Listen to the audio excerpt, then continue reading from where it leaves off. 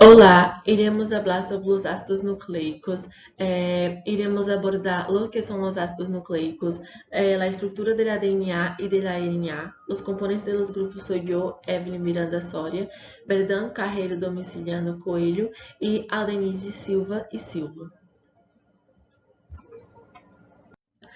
Os ácidos nucleicos. Eles vão ocorrer em todas as células vivas, vão ser responsáveis pela estrutura e da informação do material genético. Eles vão expressar a síntese de proteínas e são as biomoléculas mais importantes para as células. Eles vão ter dois tipos de ácidos nucleicos distintamente, que é o ácido desribonucleico, ele ADN, que vai funcionar como o armazém da informação genética e vai estar presente em los cromossomas, em el núcleo e em las mitocôndrias das células eucariotas. Temos também o ácido ribonucleico, ele ARN. Ele vai ser a transferência de informação do ADN. Ele vai se encontrar em núcleo, em citoplasma, em las matrix mitocondrial de la célula eucariota e em el citosol em la procariota. La composición de los ácidos nucleicos. Bueno, tenemos tres componentes, la base nitrogenada, la pentosa y el grupo fosfato. La base nitrogenada são moléculas de átomos de carbono e nitrogênios. Elas vão formar anilhos heterocíclicos que irão ter dois tipos de base nitrogenada, la purina e la pirimidina. Bueno, la purina vai se componer de dois anilhos condensados e la pirimidina apenas de um anilho. Os anilhos, eles vão se identificar mediante a números naturais, de 1 a 6 para as pirimidinas e de 1 a 9 para as purinas. Também vão se caracterizar como os ácidos nucleicos. As purinas vamos ter as adeninas e as guaninas, que ambas terão o ADN e o ARN em seus nucleotídeos. E a pirimidina, que são três componentes. A citosina, que também terá ADN e ARN, e a tinina, que apenas possuirá os ADN, e a uracina, que apenas terá o ARN. Bueno, a pentosa. A pentosa, ela é um componente do nucleotídeo, é um grupo de açúcares, e ela, em los carbonos de la pentosa, vai se identificar os núcleos mediante a números de 1 a 5. Ela tem duas agrupações, la ARN, que é la deribosa, e la ADN, que é la desoribosa. Bueno, elas têm são diferenciadas, porque a deribosa, ela possui um grupo de hidroxila em carbono, um grupo de hidroxila em carbono, e a desoribosa, que é o ADN, possui um hidrogênio. E o grupo fosfato. Bueno, o grupo fosfato tem uma grande característica de ácidas. Ele irá componer as cargas negativas de los ácidos nucleicos. Las cadenas de ácidos nucleicos o polinucleotídeos. Bueno, os polinucleotídeos, eles são polímeros orgânicos que são compostos por monômeros de nucleotídeos. Eles estão unidos por meio de uma covalência de uma cadeia linear. Un ejemplo de los polinucleotídeos son los ácidos desribonucleico, el ADN, e el ribonucleico, el ARN. Ambos são diferentes, mas têm as funções biológicas. Todos os nucleotídeos, eles vão estar unidos por meio de um enlace para dar lugar a uma cadeia de ácido nucleico. Bueno, as bases nitrogenadas mais la pentosa, eles vão dar origem a um nucleocídio, que também estará unido por meio de um enlace, que será o nucleocídio. O grupo fosfato mais os nucleocídios, eles darão origem a um nucleotídeo, que estará conformado, unido, por meio de lo enlace fosforoester. E os nucleotídeos, mas os nucleotídeos, eles darão uma direção, que essa direção estará por meio de dois extremos, o extremo de 5-fosfato e o extremo de 3-hidróxilos. Bueno, eles não estarão também unidos por meio do enlace fosforoester e juntos eles formarão a direção para a formação da cadeia de ácidos nucleicos. Estudiante Berdan Cairo Domiciano Coelho y voy a hablar acerca de la estructura del ADN. Bien, para se hablar acerca de la estructura del ADN, se tiene que tomar en cuenta que ella se va a dividir en dos estructuras. Una estructura que se llama primaria y una estructura que se va a llamar secundaria. Bien, esa estructura primaria va a corresponder a una secuencia de nucleótidos lineados, o sea, isto vai estar representado nesta imagem que você tem acá. Esses nucleótidos vão estar alinhados, um em sequência do outro. Acá, como podemos ver, a adenina, a citosina, a timina e a guanina. Bien, e vão ser em essas bases nitrogenadas que nós outros vamos a encontrar a informação genética que vamos a possuir. Bien, já na estrutura secundária, vamos a ter uma doble cadena de ADN com uma estrutura helicoidal, como se mira nesta imagem que se tem acá, ou seja, uma doble cadena, que se pode mirar ela, uma de suas hebras acá e a outra do outro lado. Então, isto vai conformar uma doble cadena helicoidal. Bien, esta doble cadena vai ter três características principais, que nós nombramos: antiparalela, complementária e que vai formar o giro helicoidal.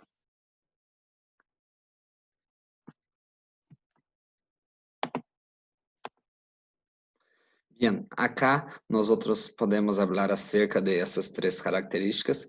A primeira característica vai ser de ser antiparalela, ou seja, uma cadena vai ter um sentido e a outra cadena é o outro sentido. Isso podemos mirar aqui quando vamos falar de los sentidos 5' e 3, 5' e 3'.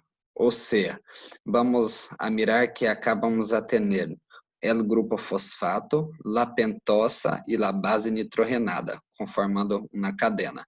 E acá, do outro lado também, vamos a ter um grupo fosfato, uma pentosa e a base nitrogenada. Sempre começamos de arriba hacia abajo, então vamos a nombrar la pentosa. Acá empieza o número 1, 2, 3, 4 e acá el 5, que são as ligações de carbono. Bien, acá temos como se empieza de arriba hacia abajo, temos o grupo fosfato e a ligação número 5, por isso empieza em el 5 e acá a ligação livre que vamos a ter vai terminar em la parte libre 3, porque vamos a contar em esta pentosa uma vez mais para que possamos tomar isso em conta. Então, temos acá 1, 2, 3, 4 e 5. Então, terminam em 3 libres, então, têm um sentido 5' para 3'. Pero acá, como se toma em conta uma vez mais, de arriba hacia abajo, vamos a mirar que empieza em el libre 3', então, e termina em este grupo fosfato 5', então toma um sentido 5', 3'. Pero já quando vamos falar do giro helicoidal, temos que ter em conta que este giro helicoidal desta doble cadena tem duas características, que vai ser um levogiro e um dextrogiro. Bien, estes dois se pode associar ao relógio para que se tenha uma melhor compreensão. Ou seja, o levogiro vai a girar em el sentido contrário às agulhas do relógio. Ou seja, vai ser um sentido anti-horário, como se mira em las setas acá. Pero já el dextrogiro vai a girar em el mesmo sentido de las agulhas del relógio. Ou seja, vai ter um sentido horário. Agora vamos falar de la terceira característica, que é a complementária, bien, donde vamos a hablar de las bases nitrogenadas de uma cadena de ADN que se vai unir a outra mediante puentes de hidrogênio ligando uma base nitrogenada a outra. Acá podemos mirar, acá se tiene uma base nitrogenada, acá outra base nitrogenada e acá al centro las puentes de hidrogênio. Também se pode tomar em conta que essas puentes de hidrogênio, quando vamos falar acerca de la adenina-timina ou la timina-adenina, sempre vão ser dobles, e quando vamos falar dessas puentes de hidrogênio ligando citosina-guanina ou guanina-citosina, sempre vão ser triples, ou seja, 3 puentes de hidrogênio. Bien, acá vamos falar acerca de las variantes de la doble cadena de ADN. Bien, se han descrito 3 formas variantes de esta doble cadena, que donde vamos a decir que se tiene la forma B, la forma A y la forma Z. Bien, la forma B va a ser la ADN en su forma fisiológica, que eso quer dizer? Quer dizer que esta cadena de ADN vai estar em sua forma normal, uma doble cadena se pode dizer perfeita, seguindo os padrões fisiológicos normais. Bien, acá temos a doble cadena em forma A, que vai se produzir in vitro, e vai ser a desidratação moderada de la forma B. Se pode mirar que já não sigue padrão tão normal como em la forma B, ou seja, já está com suas estruturas pouco fora de lo normal, de lo padrão fisiológico. E depois tem a forma Z, que se vai produzir por uma alteração em las bases nitrogenadas, ou seja, esta cadena não vai seguir nenhum padrão específico. Se pode mirar que essas bases nitrogenadas vão estar cambiadas de lugar, vão estar em sentidos muitas vezes opostos ou contrário a lo que deveria se encontrar. Bien, agora vamos falar acerca do ADN circular. Bien, esse ADN vai se chamar assim porque ele vai se encontrar em uma forma molecular sem extremos. E também pode se encontrar em uma forma relajada ou superenrolhada, que devido a la enzima topoisomerasa se vai encontrar nessa forma superenrolhada. Bien, esse superenrolamento vai permitir que ocorra uma melhor compactação desse ADN para que ele pueda ocupar menor espaço em el núcleo celular. E ele vai regular a acessibilidade da informação e também a expressão gênica, já que ele vai manter-se esse ADN inacessível aos fatores de transcrição. Bien, agora vamos falar acerca de los níveis de empaquetamento do ADN. Bien, o ADN genômico vai ter ao redor de 2 metros de longitude. Isto se nós falamos de extender este ADN genômico em uma tabla, pero ele tem que compactar-se para que se quepa, se pueda estar adentro de esse núcleo celular. Bien, entonces para que isso se origine, ele vai se unir a las nucleoproteínas e vai formar a cromatina. E essa cromatina vai dar origem a las cromossomas e através delas se vai originar o empaquetamento do ADN. Bien, agora vamos falar acerca de los diferentes níveis de empaquetamento, donde vamos a tener el nucleosoma, el solenoide, las asas cromatínicas, la cromosoma condensada e las cromosomas mitóticas. E também vamos falar acerca de la desnaturalização e la renaturalização del ADN. Bien, aqui vamos falar acerca de la nucleosoma. Bien, donde en la nucleosoma vamos a tener las histonas, que van a ser proteínas que van a se associar a las moléculas de ADN. Estas histonas pueden tener de clases H1, H2A, H2B, H3 e H4, e elas também vão conformar moléculas de histonas que também vão ter os mesmos nomes, pero a partir de lá H2A, H2B, H2, H3 e H4. Bien, elas se vão associar e vão conformar um octômero de histonas em um segmento do ADN.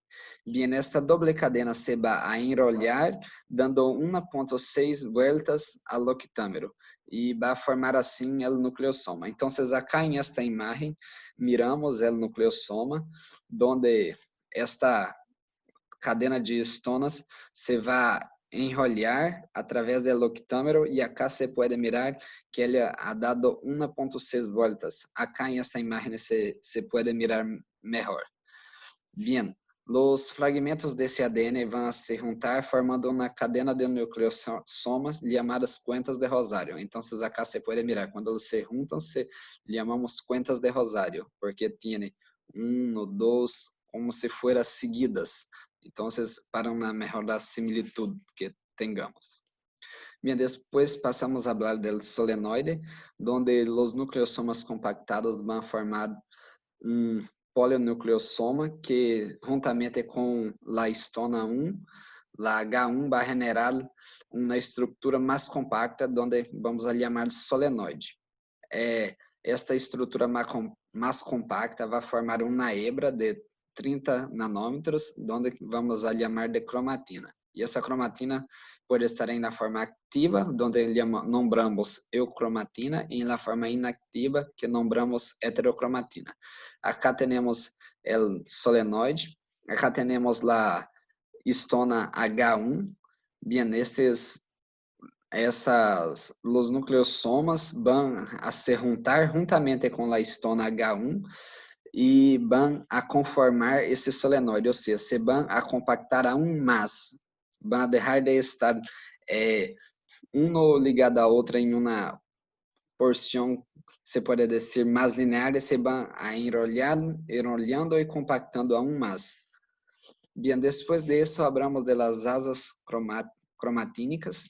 Essas asas cromatínicas vão ser uma fibra de 30 nanômetros que vai se plegar e condensar aún mais e vai a formar umas asas mais amplas, pero supra-enrolhadas, que se vão anclar sobre uma proteína e vão conformar uma hebra já de 300 nanômetros de grossor. Bien. Después hablamos de la cromosoma condensada. Bien, en la cromosoma condensada vamos a tener las asas cromatínicas que van a se compactar aún más y van a formar cromossomas de 700 nanômetros de grosor, y essas cromossomas já vão estar visíveis em la interfase. E o próximo passo depois disso são as cromossomas mitóticas, onde já se pode mirar as cromátides hermanas, como na imagem acá. Vai ser a última etapa da organização do ADN e essas vão medir hasta 1400 nanômetros de grossor. Acá em esta imagem podemos mirar o passo a passo de todo o que eu falei, onde se tem uma doble hélice do ADN que se vai condensando hasta formar o nucleosoma, que vai hasta formar o nucleosoma. Acá nós podemos mirar esta estrutura já com seu enrolamento de 1.6 vueltas e as hebras de 10 nanômetros. Depois isso se vai condensar aún mais, juntando com a histona 1 e vai conformar o solenoide. Este solenoide já tem uma hebra, uma fibra de 300 nanômetros de grossor. Estes solenoides se vão juntando e compactando aún mais para formar as asas cromatínicas de 300 nanômetros de grossor, como se mira acá. E essas asas cromatínicas se vão formar as cromossomas condensadas, onde elas se vão juntar as cromossomas condensadas que vão a ter 700 nanômetros de grossor, e depois dessas cromossomas condensadas se vão juntando hasta formar as cromossomas mitóticas, onde já miramos a fase final, as duas zebras, as duas cromátides hermanas juntas. Bien, e para finalizar vamos falar de la desnaturalización y la renaturalización del ADN. Bien, la desnaturalización va a ser la pérdida de la estructura helicoidal, que va a ocurrir por una rotura de las fuentes de hidrógeno entre las bases nitrogenadas. Bien, lo que va a ocasionar una separación de las cadenas antiparalelas. Eso puede ocurrir por la exposición a los ácidos nucleicos, a agentes químicos, también por agentes físicos, también a través del cambio de pH y de enzimas, pero la temperatura va a ser el factor más representativo de essa desnaturalização, ou seja, o fator mais comum em esse processo, que leva a cabo esse processo de desnaturalização e ruptura das puentes de hidrogênio. Já quando hablamos em la renaturalização, isto vai ocorrer quando se vai retirar gradualmente este agente desnaturalizante. Bien, por exemplo, quando uma solução se vai desnaturalizar por efeito da temperatura, ou seja, por el calentamento, e ela se vai enfriando lentamente. Conforme esta solução desnaturalizada por calentamento se vai enfriando, elas vão volvendo a associar-se por complementariedade de suas bases. Graças por sua atenção.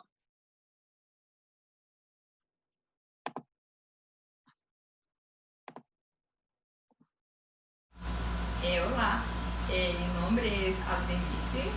Yo voy a hablar del ARN. Yo voy a empezar hablando de las diferencias entre el ARN y el ADN. O número de cadenas em ARN, ele é monocatenário, é conformado por uma sola cadena, e o ADN é de doble cadena. A base nitrogenada em ARN tem uracila em vez de timina, e em ADN tem timina em vez de uracila. A pentosa de ARN é ribosa e de ADN é desoxirribosa. Eu vou falar acerca das estruturas do ARN, que são a estrutura primária, a estrutura secundária e a estrutura terciária, que são três. A estrutura primária está determinada por uma sequência linear destes ribonucleótidos que tem sempre a direção de 5 ou 3 primes. A estrutura secundária do ARN está formada por associação intracatenária parcial, que é o apareamento de sequências complementares em la mesma cadena do ARN ou por associações intercatenárias, que acontece o apareamento de sequências em vírus com ARN de doble cadena. Esta complementariedade forma a estrutura do passador, também conhecida como ERPIM, que são formações onde parte da cadena do ARN é complementária e outra parte não é complementária. A terceira, que é a estrutura terciária do ARN, se forma quando as condições celulares proporcionam interações entre bases nitrogenadas de diferentes regiões onde a mesma molécula do ARN. Os principais tipos de ARN são 5, que são eles: ARN heterogêneo nuclear ou transcrito primário, mensageiro, ribossomal, o de transferência e o pequeno nuclear. ARN heterogêneo nuclear ou transcrito primário, ele é o produto inicial da ARN polimerasa em la transcrição, e em las células eucariotas ele dá origem a outros tipos de ARN que estão presentes em el citoplasma e em células procariotas. Serve como molde para a síntese de proteínas. O ARN mensageiro está presente em citoplasma. Ele serve como molde para a síntese de proteínas em o processo de tradução. Seu tamanho varia de acordo com a proteína sintetizada e nas células eucariotas tem uma capucha em o extremo 5' e uma cadena de poliadeninas que tem função de aumentar a vida média desse ARN. O ARN ribossomal, ele forma parte dos ribossomas, ele também tem a estrutura secundária, tem a estrutura terciária com plegamentos que permite associar-se a proteína dos ribossomas e de outros ARNs. Ele também tem a função de participar na síntese proteica. O ARN de transferência, ele tem entre 75 e 90 moléculas de nucleótidos e se conhece atualmente 32 ARN de transferência.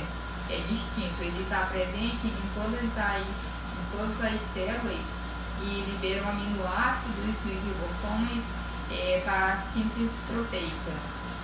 Apresenta bases nitrogenadas insolúveis, que podemos citar a iosina e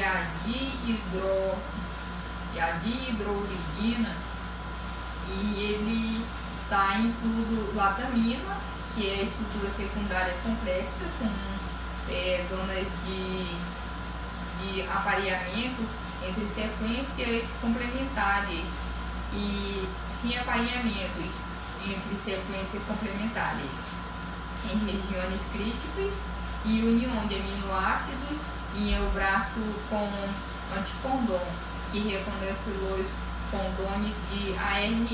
O ARN pequeno nuclear, ele participa na maturação do ARN heterogêneo nuclear. Ele se une à proteína e forma os ribonucleoproteínas que se unem ao ARN heterogêneo nuclear.